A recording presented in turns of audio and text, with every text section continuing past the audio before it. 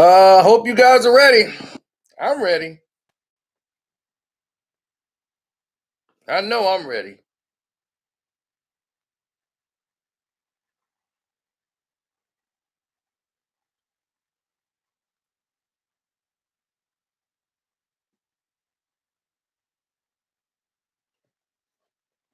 So, what's up, ladies and gentlemen? We're here. John Hopkins is here. John Rod, Lamar Spence. Oh, man. Don't forget to hit the like button coming through, ladies and gentlemen, as we're getting ready to cover this. You're going to know the truth behind all of the nonsense you heard today.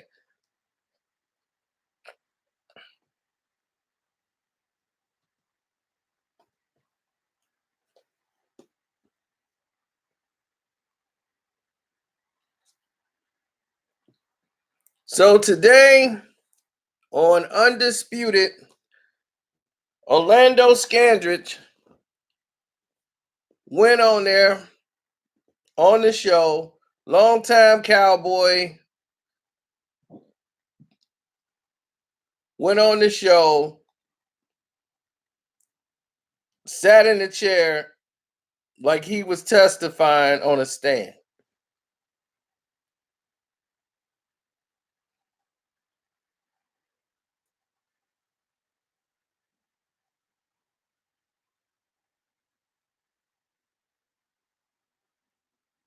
Oh, is he still the sucker that's with Drea? I think that's when his career started going downhill. When he became like a reality TV show person.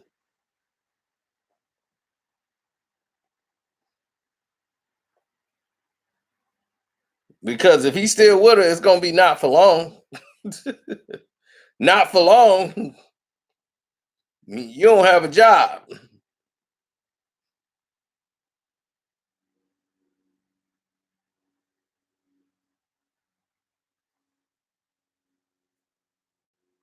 But that's neither here nor there. We're gonna keep this right where the perspective need to be. This is the truth behind the Orlando Scandrick and his beef with the Philadelphia Eagles. Now, when he said, and when he got cut, he said, I understood why they sat down and they told me and how he told me, and I understood why. This is when he said when he got cut. He understood the reason why they cut him. They were going to play the younger talent. And that was that. And that was the reason. He said he understood that. He got up and said, okay, I understand this and that. Understood everything with how he had to do, the moves he had to make. So why today he come on the show and he's an entirely different person? The Eagles put out an interview when he was in there praising Malcolm Jenkins. Praising Malcolm Jenkins on his leadership. Then he comes on national television on a show where he called up Skip Bayless and said, I'm going to come on the show. I got something explosive to say.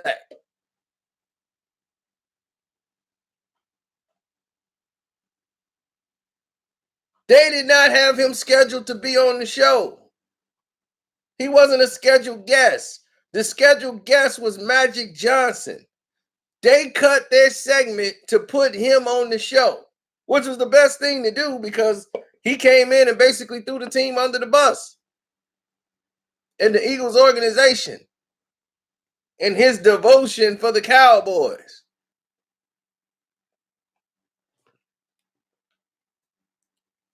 Now, before we get to it, let me give you an example of who Orlando Scandrick is.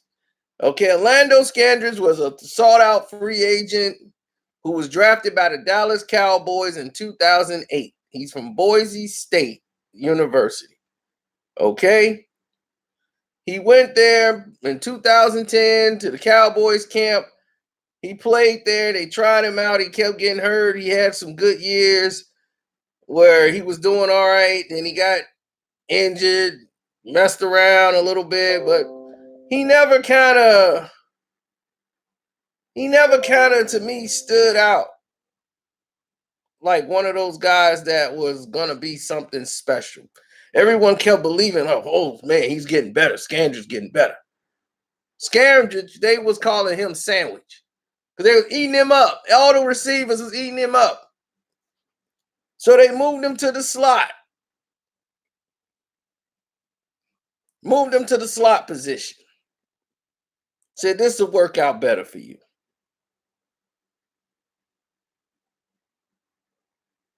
Right? He had Wade Phillips. He was the third cornerback. And then he started moving him to the nickel to start the season off. He had Mike Jenkins, Adam Jones, and then Anthony Henry on this side.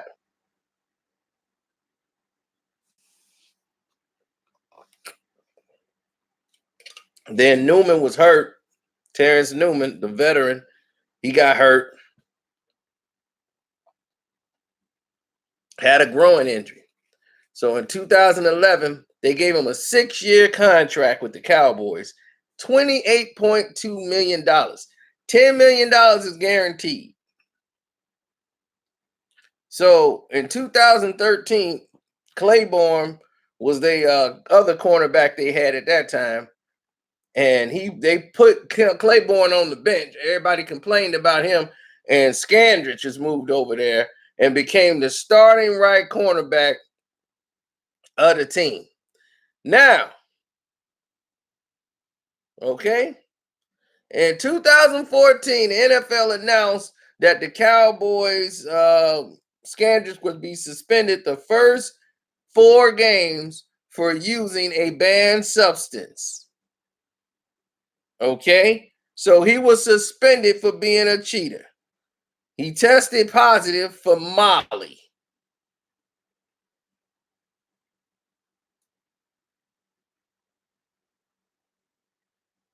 This idiot was popping Molly.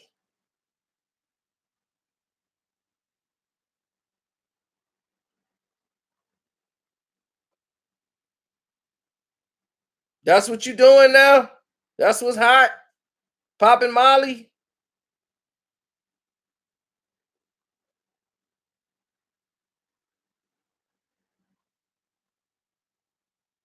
So that's what was more important to him. Popping Molly.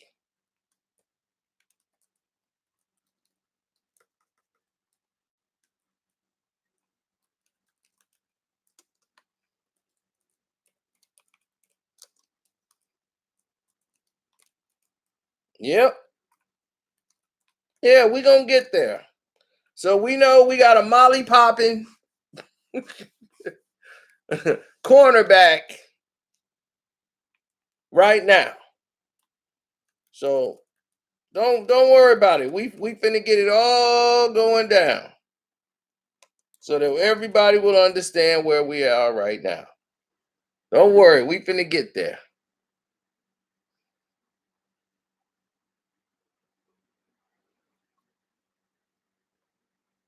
So he's popping Molly with the models, the Instagram models and television reality hopefuls, right? So during his suspension, the league revised the drug policy and his punishment was reduced to 2 games. So by changing the violation from a PPD, substance abuse, they reduced it down to just like, okay, you have some party drug. Wasn't a performance enhancing drug, but he tested positive for Molly. Stupid. Cost him 2 games. Then he decided that he wanted a contract holdout in 2015 and missed the offseason workout and everything. Then he came back and tore his ACL and MCL during training camp.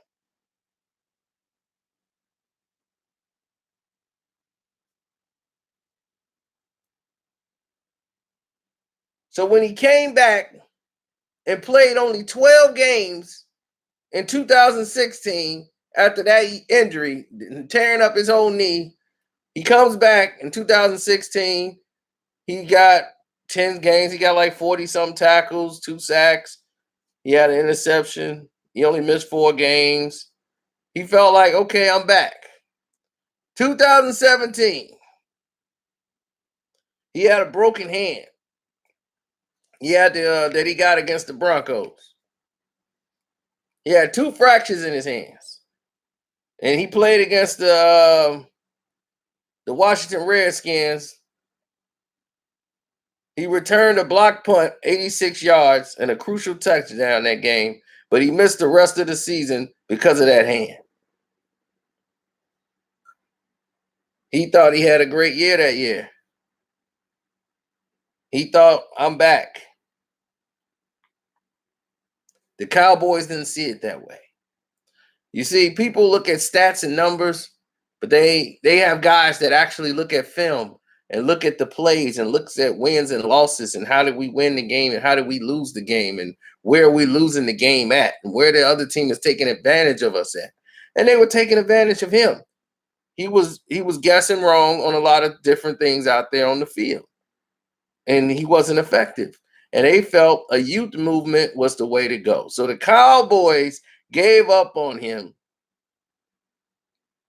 and had a whole new philosophy of team defense. And they went with a whole different coordinator with Chris Richard. And they released Scandrick after 10 years playing with the Cowboys.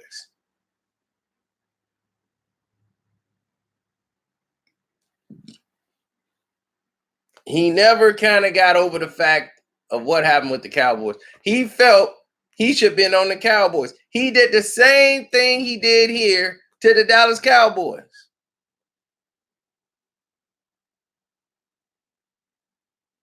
He was on Undisputed, and he did the same doggone thing, but just not as bad to the Dallas Cowboys.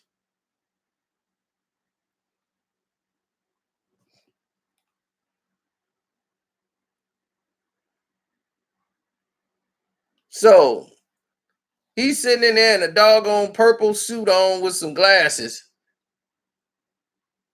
sitting on the show because he called Skip and wanted to come out here and do this. He wanted to get on the show to do this.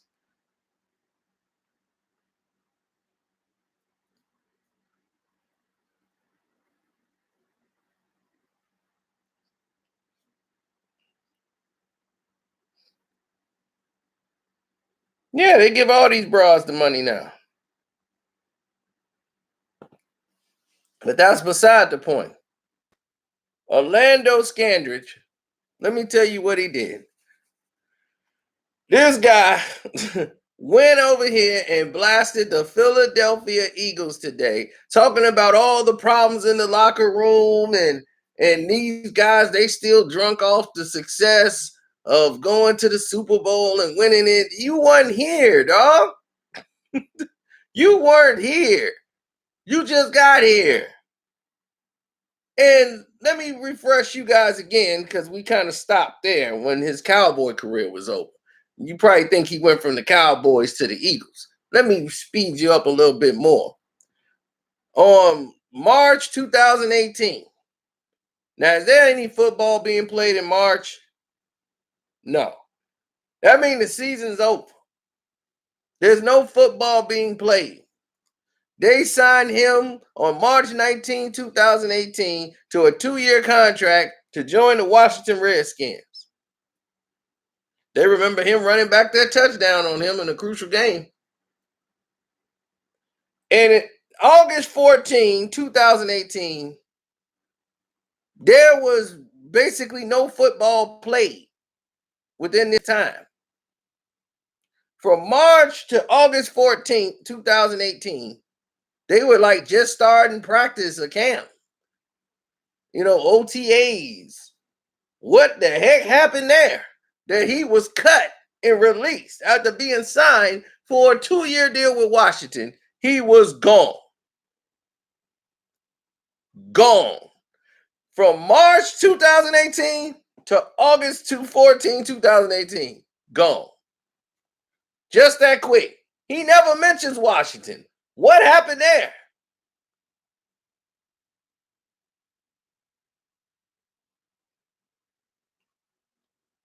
Why he ain't airing nobody out like that? Hey, they let me go. They ain't prove me.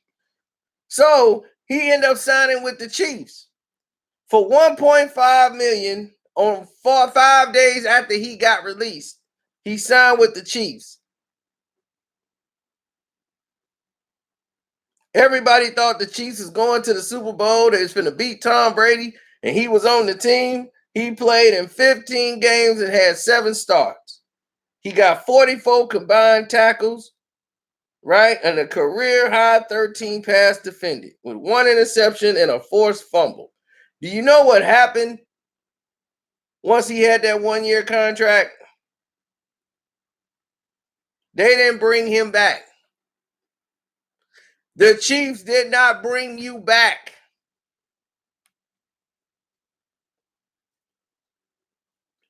So in July of this year, he signed with the Philadelphia Eagles. So from July 27, 2019 to August 30th, 2019, he was cut. They cut him from the team. He didn't make the cut. When they were doing their final roster cuts, Scandrick was the one that got the pink slip in the locker. He was cut. They brought him back on September the 27th only because they had guys who got injured in week 1 of the NBA, of the NFL season. They had everybody dropping like flies in the defense. So they needed help. So you've been in the training camp, you know guys get called back. So he got called back on September 27th. They brought him and re-signed Scandrick back. In week 5 against the Jets, he got 2 strip sacks. And on the second one, on Luke Falk, he returned the ball for a 44-yard touchdown. They won 33-6. And he was rolling. So they thought. Then they played the Vikings, and they got rolled. Then they just played Dallas and got rolled. So now some of the guys are coming back. Some young guys are getting in there. They finna mix things up because they just got blown out in 2 straight games. One by Minnesota and now by the Dallas Cowboys, who could barely score 20 points a game. They put up 37. This is a team that just got whooped by the doggone Jets and Sam Darnold. Sam Darnold beat the Dallas Cowboys, and then the Philadelphia Eagles can't even score 10 points on them. And they scored 37. So he was released on the 21st. They explain to you why you were released. You were never picked there to be somebody to finish the season with them. So to come out and blame Michael Jenkins, he sits there and says, well, I think he needs to accept some responsibility there. And I think I need, this need to happen. There's a lot of problems in the locker room and this and that. You just got here, dog. You don't know what the hell you talking about. You're not even part of their plan. You are a replacement till people get healthy. That was your role. Guys are back healthy. They like, okay, thank you for playing the snaps you did. But now you got to bounce. He thought that Jets game was enough to get him on board for the whole ride. Dog, it's the Jets. Everybody is showing you it's the Jets. You saw what New England did with the Jets? Nobody giving you no points off that. If you can't show up against Minnesota where you were terrible in the Minnesota game. You were terrible. But it's funny, when they talked about his performance on the show, Jenkins had a bad game. Yeah, he had a bad game too as a captain. But Scandrick made a lot of mistakes out there. But Jenkins has made plays over the years. You can't even compare Jenkins to Orlando Scandrick. Come on, stop. It's not even a comparison. He's a way better player. That's why he's on the team and Scandrick is out. Scandrick blew a lot of decisions out there on the court. That was his job. He was guarding the slot. He's getting burnt. He's getting killed out there. So they going with a youthful movement. They got to get some young guys out there. See, this guy's already got money. He's stuck in his ways. He got a big contract already with the Cowboys. He feels like he's got some type of stature already in the game. And his best years are behind him. And he's having a hard time adjusting to that. But he can criticize everybody else. But when they start talking about him, yeah, it was a bad play. I made some bad plays that game, but everybody has a bad day. Everybody can have a bad day, but everybody else got to be held accountable.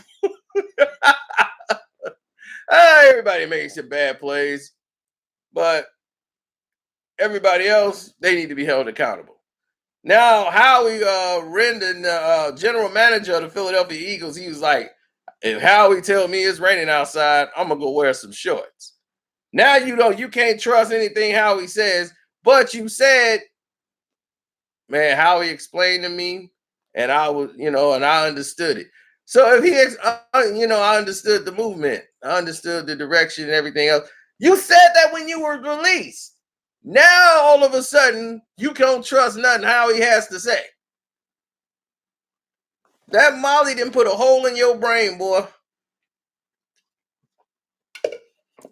That Molly didn't put a hole in your brain.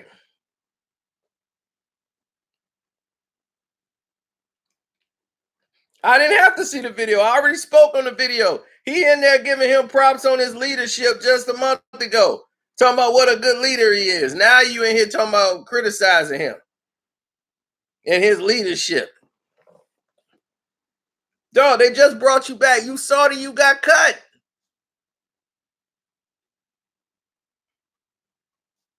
After his Cowboys season was over and he was sitting on Undisputed before, he was about to say the same thing about the Cowboys and everything and what they needed to do. And hey, if he come back and all this stuff, the Cowboys didn't want you back. They don't want you back now. You in here dancing with your pom-poms for them. They don't want you back. They want you back for to be a cheerleader. Man, all the good times, man. I still talk to these guys and man, Jerry, man. The only thing I wish I would have made it work there. You ain't make it work there because they ain't want you there. You went on the show talking like you was king. Yeah, they want to win. They bring me back. Nobody don't want to bring you back. I don't think they know they didn't reap the benefits of signing you. You couldn't stay healthy. You played. You was like getting fried out there, making mistakes. And unfortunately for you, you had an ACL, MCL injury, and that hindered you. But hey, dude, these are facts. Other teams did not see you as somebody that could help them. Washington gave you $2 million and cut you in 4 months, and that's Washington. So they knew you were done. The Chiefs signed you. The Chiefs got roasted. Tom Brady roasted y'all in the playoffs. Y'all had no defense. That's your job. You own the defense. So after the 1 year was up, you was out of there. They weren't bringing you back. They were going with some young guys out there that can help the team out.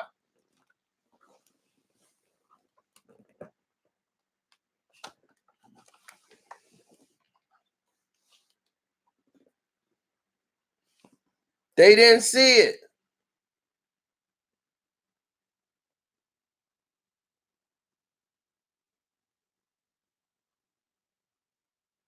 They didn't see the skill. They didn't see any of it.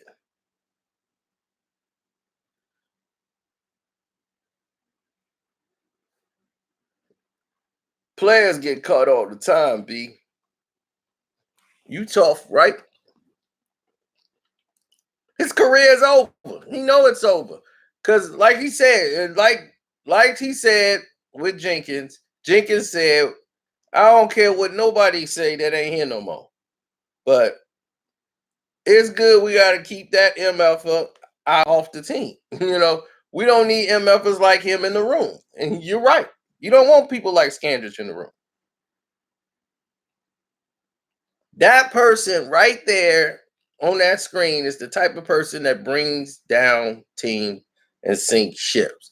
They have a me mentality going in, and they're thinking about themselves, and it causes disruption with everybody else.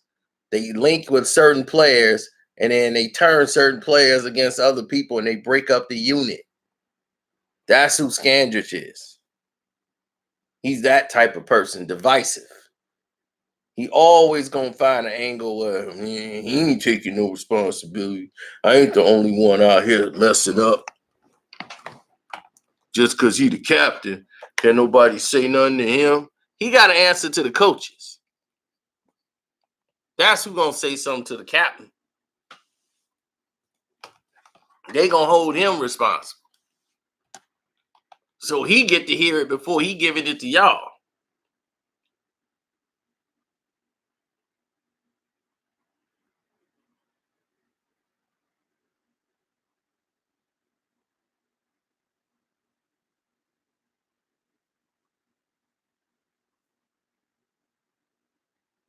I know his career was over once the Cowboys got rid of him. When the Cowboys didn't bring him back, his career was over. He was done.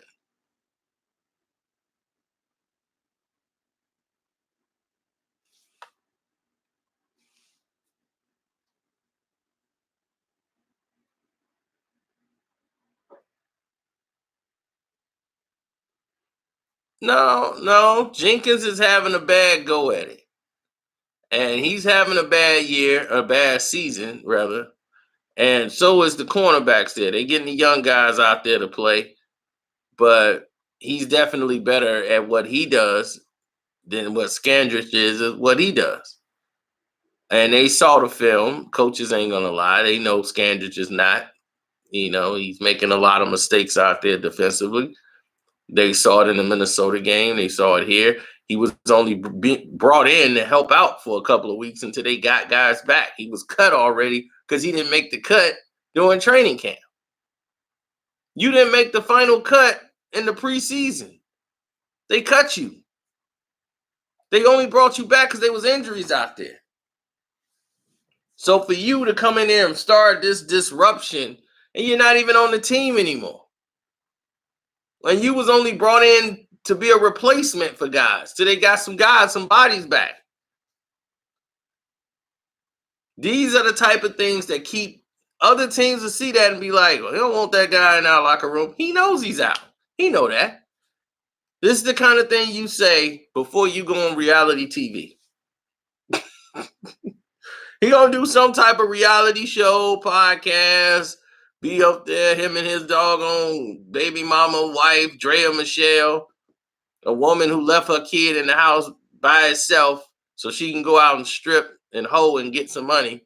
And he taking care of himself, and they had to call Child Protective Services on her because he's 7 years old in the house by herself.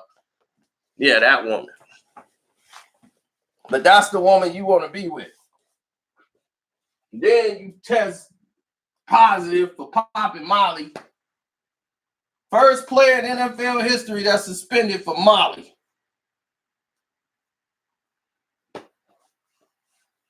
Missed 2 games of the season because you want to pop Molly.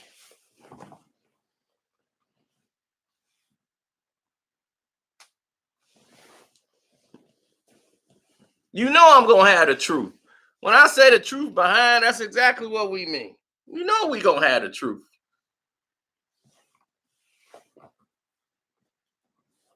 He probably popped Molly before he got on the show.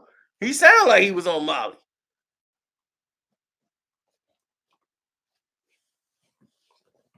In one interview, he praising the doggone general manager. Well, basically, yeah, I understood it. They explained to me it was a youth movement. I understood it. I understand that. Now, today, you don't understand it. How you understand it then, but you don't understand it now?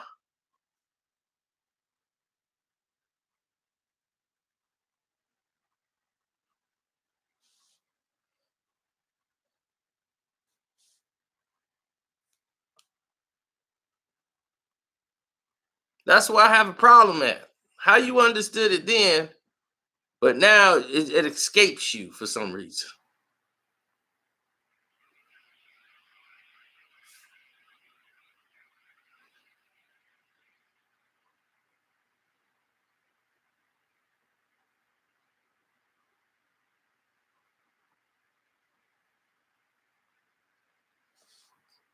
Man, I was angry when I heard about this.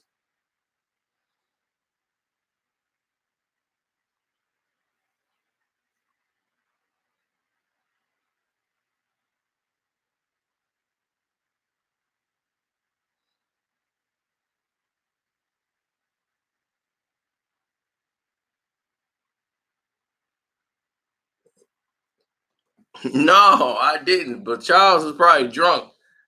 Cause see, the thing is, the NBA can't do nothing to Charles. Even though this is a show that promotes the NBA, they can't tell Charles Barkley what to say. Charles Barkley can say whatever he feels like. Cause they were trying to get him to like lay off of LeBron a little bit. And when they got to cover the NBA finals and LeBron was in it, they had him and LeBron and they did something respectful. So they got out there and he was all nice to LeBron. That was the only time. But before that, Charles and LeBron had their own thing. They did that whole little fake thing. Oh, me and Charles, we cool now. But Charles, no, that guy's a bum. And I mean, we all know that. So no need to go no further on it. We've made this video longer than what it should be. So we finna get out of here. But love, peace, and hair grease.